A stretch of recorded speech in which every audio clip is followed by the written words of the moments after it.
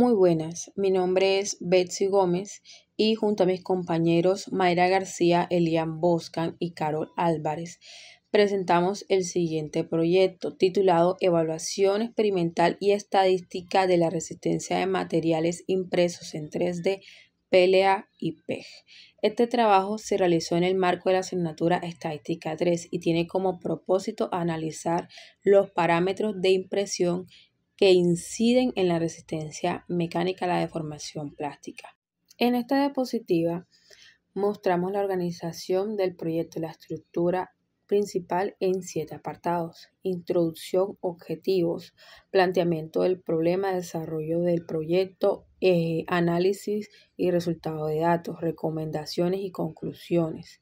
Este índice nos permite seguir un orden lógico y asegurándonos que cada parte del estudio esté conectado desde la motivación inicial hasta los hallazgos finales adquiridos. Este proyecto, a través de la impresión 3D, analiza 3 factores: tipo de material, porcentaje de relleno y grosor del material. ¿Cómo influye la resistencia mecánica en piezas fabricadas en PEG y PLA? Aplicamos un diseño experimental factorial para identificar qué combinaciones ofrecen mayor resistencia a la deformación. El principal objetivo de este proyecto es aplicar los conocimientos adquiridos en el aula de clase por nuestro docente, además de evaluar experimental y estadísticamente los factores anteriores mencionados, los cuales la combinación de estos inciden de manera significativa a la resistencia de la deformación plástica. También logramos diseñar el experimento factorial, recolectamos datos, aplicamos ANOVA y evaluamos los supuestos estadísticos. Uno de nuestros objetivos específicos fue la organización de los datos, el diseño del experimento, aplicar las pruebas estadísticas, formular las conclusiones y recomendaciones. La impresión 3D ha tomado mucha fuerza en la industria 4.0 porque permite fabricar piezas personalizadas con bajo costo y en menos tiempo. Sin embargo, hay un desafío importante. La resistencia mecánica de las piezas depende del parámetro de impresión que no siempre se controlan adecuadamente. Materiales como el PLA y el PETG se usan cada vez más en entornos académicos, industriales y de diseño. El PLA es biodegradable y es fácil de manejar, pero es menos resistente, mientras que el PETG ofrece mejor desempeño académico, pero necesita configuraciones específicas para aprovechar todas sus propiedades. Además de esto, factores como el grosor de la probeta y el porcentaje de relleno influyen directamente en la capacidad de soportar cargas y deformaciones. Es por eso que este proyecto es necesario, porque nos permite evaluar de manera sistemática cómo estos factores afectan la resistencia y cuál combinación producen piezas más confiables. En nuestro estudio contribuyen 3 cosas. 1. Optimizar la calidad de piezas impresas, reduciendo fallas y mejorando su uso en aplicaciones reales. 2. Generar evidencia técnica y estadística que sirva para futuras investigaciones en manufactura aditiva. Y 3. Promover prácticas más sostenibles y eficientes, aprovechando materiales accesibles sin aumentar costos. En pocas palabras, buscamos entender cómo mejorar el desempeño mecánico de piezas impresas en 3D mediante configuraciones óptimas basadas en evidencia científica. Seguimos con el planteamiento del problema. Hoy en día la impresión 3D se ha convertido en una herramienta fundamental en áreas como la ingeniería, el diseño y la medicina. Esta tecnología permite fabricar piezas personalizadas de forma rápida, económica y con mucha flexibilidad. Sin embargo, uno de los principales retos que todavía presenta es garantizar que las piezas impresas realmente tengan la resistencia mecánica necesaria para soportar esfuerzos y deformaciones, especialmente en aplicaciones donde se usan materiales plásticos. Los materiales más comunes en impresiones 3D son el PLA y el PETG. El PLA es más económico y fácil de imprimir, pero suele ser más frágil, mientras que el PETG en cambio ofrece mayor resistencia y estabilidad, pero requiere configuraciones más precisas para obtener buenos resultados, como ya lo había mencionado anteriormente. A pesar de estas diferencias entre materiales, la resistencia final de una pieza no depende solo del tipo de filamento, también influyen parámetros de impresión como el grosor de la probeta y el porcentaje de relleno interno. Actualmente muchos usuarios configuran la impresora por ensayo y error, sin un conocimiento claro de cómo interactúan estos factores. Esto pues genera incertidumbre y limita la eficiencia del proceso, porque no siempre se logran piezas confiables.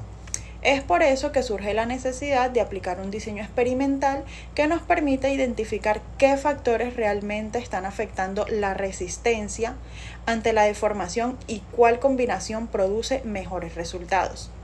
La pregunta central de nuestra investigación es: ¿qué factores de impresión como el tipo de material, el grosor y el porcentaje de relleno influyen de manera significativa en la resistencia ante la deformación de probetas impresas en 3D? Y además, ¿cuál es la combinación óptima para garantizar su desempeño mecánico? En esta etapa diseñamos probetas tipo 5 siguiendo la norma requerida, modeladas en CAD y exportadas en formato STL. Usamos dos materiales, PLA y PETG, y variamos 3 niveles de grosor y 3 porcentajes de relleno. Los archivos los procesamos en Prusa Slicer, configurando parámetros como la temperatura de extrusión, la velocidad de impresión, número de perímetros, altura de capa y patrón de relleno constante. Las probetas se imprimieron en la impresora 3D con filamento de 1.5 milímetros. Luego medimos el área transversal con el pie de rey y realizamos ensayos de tracción para registrar la resistencia ante la deformación. Se realizaron 18 corridas experimentales, cada una con una combinación específica de factores. Y por último, los datos se organizaron en una matriz de diseño para su análisis estadístico. En esta etapa del proyecto, analizamos los resultados obtenidos a partir de 18 corridas experimentales, cada una con una combinación específica de grosor, tipo de material y porcentaje de relleno. A cada probeta se le aplicó un ensayo de tracción para medir su resistencia ante la deformación, que es nuestra variable de respuesta. Y con esos datos construimos un modelo estadístico que incluye los efectos principales de cada factor y sus interacciones dobles y triples. Podemos observar cómo se expresa el modelo en la presentación, donde cada término representa el efecto de un factor o una interacción sobre la resistencia. Este enfoque nos permitió evaluar de forma rigurosa cómo influyen los parámetros de impresión en el desempeño mecánico de las piezas y sentó las bases para aplicar el análisis de varianza y validar estadísticamente los resultados. Para nuestro modelo contamos con un total de 3 factores, 2 de los cuales cuentan con 3 niveles y un factor cuenta con 2 niveles. También tenemos una sola réplica, por lo tanto tenemos un total de 18 datos. Entonces, sabiendo esto, podemos proceder a plantear las hipótesis. Las hipótesis para un diseño factorial se plantean en términos de los efectos. Entonces, y se plantean para cada uno de los factores, y para las interacciones dobles y las interacciones triples. En nuestro caso, que tenemos 3 factores. La hipótesis nula nos dice que el efecto es igual a 0. Por lo tanto, el factor en cuestión no es significativo para la variable de respuesta. Y la hipótesis alternativa nos dice que el efecto es distinto de 0. Por lo tanto, sí es significativo. Habiendo planteado las hipótesis, podemos proceder con nuestro ANOVA. En nuestro caso contamos solamente con una sola réplica. ¿Qué pasa con esto? Que si hacemos el ANOVA completo, contando la interacción de tercer orden, no vamos a poder calcular el valor P, ya que no tenemos error experimental. ¿Cuál es una solución para esto? Una solución para esto sería asumir que la interacción de orden más alto, o sea, la interacción de tercer orden, es despreciable, y usarla para poder calcular nuestros efectos principales y las interacciones dobles. Aquí tenemos nuestra tabla ANOVA. Para esto vamos a estar trabajando con un nivel de significancia del 0.05. Según los resultados obtenidos por el ANOVA, existe evidencia estadística para rechazar la hipótesis nula. Tenemos que el factor de tipo de material con un valor P del 0.03 es significativo, ya que es menor a nuestro nivel de significancia. Asimismo tenemos que la interacción del grosor por el tipo de material también resulta significativa, con un valor P del 0.038. En esta diapositiva podemos observar el resumen del modelo. Primero podemos ver que el error residual nos dio un valor de 0.1966. ¿Esto qué nos quiere decir? Nos quiere decir que en promedio las predicciones de nuestro modelo se alejan 0.19 unidades del valor verdadero. También tenemos que el eje cuadrado es de 94.36%. Esto significa que el modelo explica casi toda la variabilidad observada en la resistencia a la deformación, y solamente tenemos un valor de 5.64% que queda sin explicar. Esto puede estar asociado a factores que no fueron incluidos en el experimento. Ahora procedemos con la validación de los supuestos, empezando por el supuesto de normalidad. Podemos observar que en la gráfica que los datos están cercanos o próximos a la línea, y la prueba de Shapiro nos da un p-valor de 0.493, el cual es mayor a nuestro nivel de significancia. Por lo tanto, aceptamos la hipótesis nula y decimos que los datos se ajustan a una distribución normal. Ahora pasamos con la validación del supuesto de homocedasticidad o varianzas constantes. En el gráfico de residuos muestra una dispersión uniforme alrededor de cero, no tiene patrones visibles, por lo tanto sugiere que el modelo sigue varianzas constantes y se cumple el supuesto de homocedasticidad. Bueno, ahora voy a explicar la parte de la recomendación de operación basada en los efectos principales y la interacción entre los factores estudiados. Esta parte realmente es clave porque aquí ya pasamos del análisis estadístico a la interpretación práctica, es decir, cómo usar los resultados para tomar decisiones reales. Pues primero, una vez identificamos qué factores afectan la resistencia a la deformación y verificamos que se cumplen los supuestos del modelo, como el de normalidad y el de homocedasticidad, pues procedemos después a construir las gráficas de efectos principales, como se pueden observar. Estas gráficas nos permiten cuantificar el efecto individual que tiene cada factor sobre la resistencia. En la primera gráfica se muestra cómo cambia la resistencia ante la deformación cuando modificamos cada uno de los niveles de los factores principales, el tipo de material, el grosor y el porcentaje de relleno. Al observar esta gráfica se ve claramente cuál es el factor ganador, y pues ese factor es el tipo de material. Esta conclusión coincide completamente con el análisis ANOVA que se realizó, donde el material obtuvo un valor P de 0.003, es decir, una significancia bastante fuerte. Aquí lo que vemos es que cuando trabajamos con material PLA, la resistencia a la deformación es baja, pero cuando trabajamos con el material PET, la resistencia aumenta de manera notable. Específicamente aumenta aproximadamente 0.9514 unidades. Este salto es bastante grande en comparación con los otros factores, lo cual confirma que el material es el elemento más determinante en el comportamiento mecánico de las piezas. Por otro lado, los factores grosor y porcentaje de relleno muestran variaciones más pequeñas, lo cual pues era de esperarse porque el análisis estadístico ya nos había indicado que su efecto no era tan fuerte. Ahora, como la interacción entre el grosor y el tipo de material tuvo un valor P de 0.038, pues lo cual significa que sí es estadísticamente significativa, también construimos la gráfica de interacción, como se puede observar. Esta gráfica nos ayuda a entender cómo se comporta la resistencia cuando dos factores se combinan. Se puede ver cómo cambian las líneas dependiendo del material y que cuando trabajamos con el grosor de 1 milímetro y el tipo de material PET, la resistencia ante la deformación es más alta. Es decir, esta combinación potencia la fortaleza de la pieza. PET pues ya era fuerte, un material fuerte, pero con 1 milímetro se comporta incluso mejor. En cambio, cuando usamos el material PLA, incluso usando 1 milímetro, la resistencia sigue siendo baja. Esto nos muestra que el PLA no responde igual al cambio de grosor y que sin importar el nivel del factor, su desempeño sigue siendo limitado. En pocas palabras, la resistencia depende tanto del material como del grosor, pero sobre todo depende del material. El comportamiento no es igual para ambos, claramente. Pues gracias a esta interacción podemos concluir cuál es la combinación más óptima, ya que si queremos maximizar la resistencia ante la deformación, la mejor opción es trabajar con material PET y con un grosor de 1 milímetro.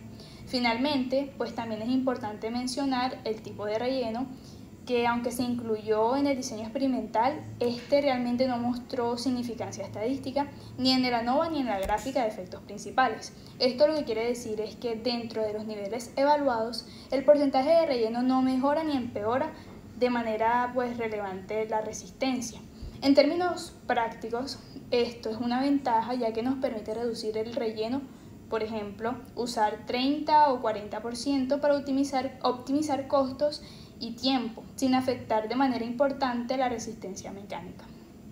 Bueno, en cuanto a las conclusiones a las que llegamos con este experimento, la idea de todo este trabajo era entender de manera estadística como experimental cómo influyen 3 factores claves del proceso de impresión 3D en la resistencia a la deformación de las piezas: el tipo de material, el grosor y el porcentaje de relleno.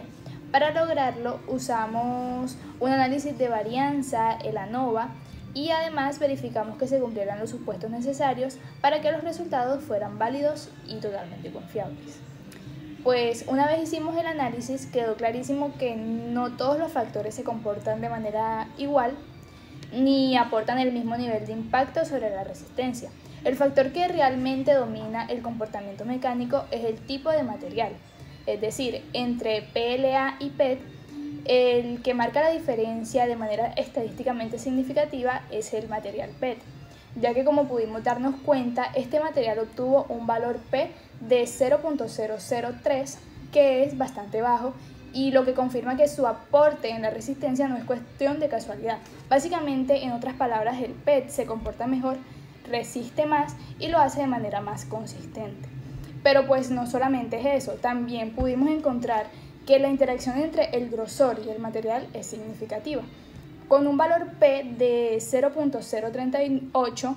Y pues, ¿qué quiere decir esto? Que no podemos ver los factores de manera aislada. La resistencia no depende solamente del grosor por un lado o del material por otro, sino de cómo se combinan entre sí. Por ejemplo, un grosor de 1 milímetro no necesariamente se comporta igual al PLA que en el PET. Y de hecho, cuando esa combinación entre PET y el grosor de 1 milímetro, obtenemos mejores resultados. Esto es clave porque demuestra que en impresiones 3D, las decisiones que tomemos deben pensarse en conjunto, no solamente por partes, ya que los factores pueden potenciarse o incluso limitarse mutuamente dependiendo de cómo se configuren. Por otro lado, algo que también llamó nuestra atención es que el porcentaje de relleno no resultó significativo dentro de los niveles que evaluamos. Y aunque a primera vista esto puede sonar algo extraño, porque nosotros normalmente solemos pensar que entre más relleno habrá más resistencia, en este caso no fue así. Esto nos dice que para que este tipo de piezas y bajo estas condiciones aumentar el relleno no hace diferencia relevante en la resistencia a la deformación. Y esta conclusión es muy importante si vamos especialmente a términos productivos, porque básicamente significa que podemos reducir el porcentaje de relleno, ahorrar material, disminuir el tiempo de impresión e incluso ser más eficientes energéticamente sin sacrificar la calidad estructural. En impresiones 3D, básicamente esto se traduce entre más piezas productivas en menos tiempo y menor costo. En cuanto al modelo estadístico, obtuvimos un R cuadrado del 99.36%, lo cual es bastante alto. Esto quiere decir que los factores que incluimos explican muy bien la variabilidad de la respuesta. Esto no es un modelo improvisado ni débil, al contrario, tiene un nivel de ajuste bastante sólido. Además, verificamos los supuestos de normalidad y homoelasticidad, así podemos confiar en que las conclusiones verdaderamente están respaldadas por el análisis. Entonces, con todo esto, podemos decir que la combinación óptima para lograr la mayor resistencia a la deformación es trabajar con el material PET, un grosor de 1 milímetro y un relleno del 30%. Y pues este último no solamente porque aporta resistencia, sino porque es la mejor opción a niveles de costo y eficiencia sin generarnos pérdidas en el desempeño.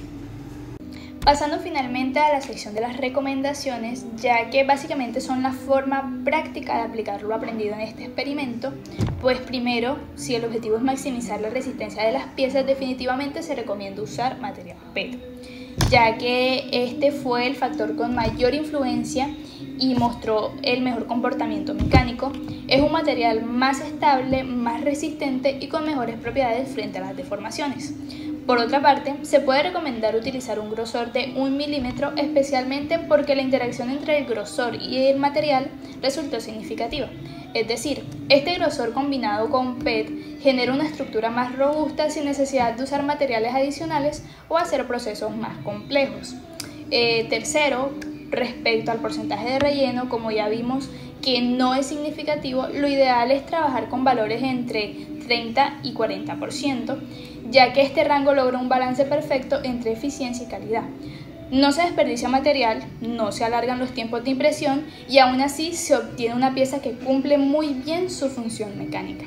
Finalmente, pensando en aplicaciones futuras o en procesos de manufacturas aditivas más complejas, esta configuración puede utilizarse con un punto de partida bastante confiable cuando se requieren piezas con buena resistencia mecánica, obviamente dependiendo de la geometría o del tipo de carga que se vaya a soportar la pieza. Se pueden ajustar otros parámetros como el patrón de relleno, la orientación de impresión o incluso las condiciones de temperatura. Sería realmente muy útil complementar estos resultados con estudios adicionales que analicen justamente esos factores, porque al hacerlo podríamos seguir optimizando el proceso y desarrollar modelos predictivos mucho más precisos para diferentes tipos de piezas y exigencias mecánicas. Muchas gracias.